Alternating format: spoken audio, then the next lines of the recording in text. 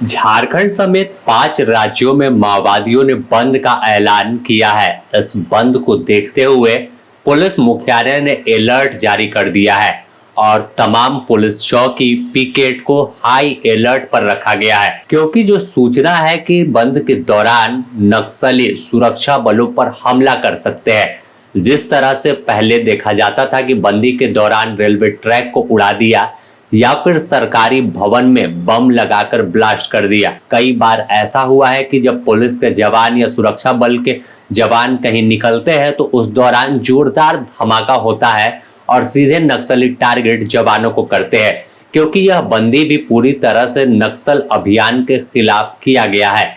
हाल के दिनों में जिस तरह से बड़े माओवादी ढेर हुए हैं, इसका भी जिक्र अपने विज्ञप्ति में माओवादियों ने किया है। तो इन तमाम चीजों को देखते हुए कि सुरक्षा बलों पर बड़ा हमला माओवादी कर सकते हैं, इससे इनकार नहीं किया जा सकता। इसे देखते हुए ही हाई अलर्ट पर रखा गया है।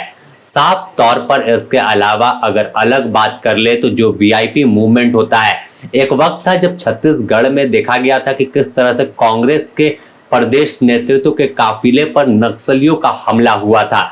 इस हमले में कई जो नेता थे, बड़े नेता थे, वो जान गंवा दिया था।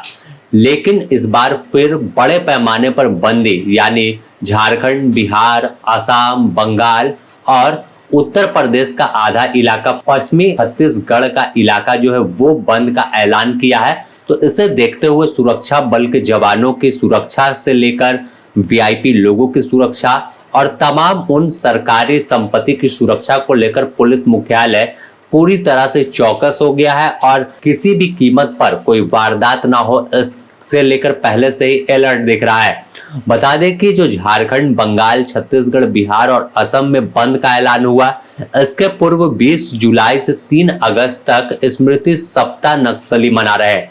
जो बड़े 27 माओवादी कैडर मारे गए हैं, जिसमें बसव राजू या फिर झारखंड की बात कर ले प्रयाग मांझी और कई ऐसे बड़े चेहरे हैं जो ढेर हुए हैं। लेकिन 2 लोगों का विज्ञप्ति में नक्सलियों ने जिक्र किया था कि हमारे 2 ऐसे साथी गए हैं जिनकी कमी खलेगी, क्योंकि प्रयाग मांझी को माना जाता था कि जो लाल गलियारा जिसे कह सकते हैं, पारसनाथ से आप जब झुमरा की ओर बढ़ेंगे तो उस इलाके का आतंक माना जाता था। वहीं बसव राजू को तो नक्सली का जनक माना जाता था कि बस्तर, बीजापुर, नारायणपुर इलाके में और हेड़मा देवा दामोदर का गुरु था। तो उसे जवानों ने ढेर किया है। तो इसकी कमी और इसका दुख माओवादियों को है और यही वजह है कि अब विज्ञप्ति में जिक्र कर रहे हैं कि बड़े माओवादी को, हमारे नेता को मारा गया है, उन्हें नक्सली शहीद बता रहे और उनके सम्मान में स्मृति सप्ताह मना रहे। तो यह जो स्मृति सप्ताह है, यह 20 जुलाई से 3 अगस्त तक चलाने का निर्णय लिया और 27 कैडर को श्रद्धांजलि दिया जा रहा है।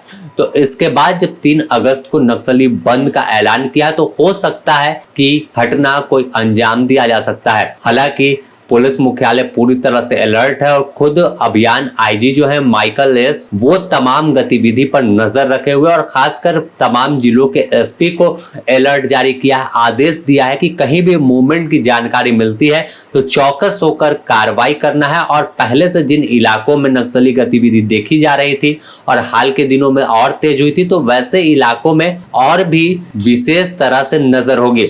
इसके अलावा अगर बात कर ले तो सारंडा का इलाका जो सबसे कहे तो रेड जोन है नक्सलियों के लिए, क्योंकि नक्सली इस इलाके में बड़े पैमाने पर है, बड़े माओवादी है, तो इसे इसी वजह से रेड जोन बता रहे हैं। और इस इलाके में जो अभियान चल रहा है, तो इस अभियान में भी हो सकता है कि कोई घटना हो। हाल के दिनों में अगर कल एक दिन पहले की ही बात कर ले, 20 तारीख की, तो दर्जन भर आईडी जो बम है वो जंगल से बरामद हुआ है सारंडा के।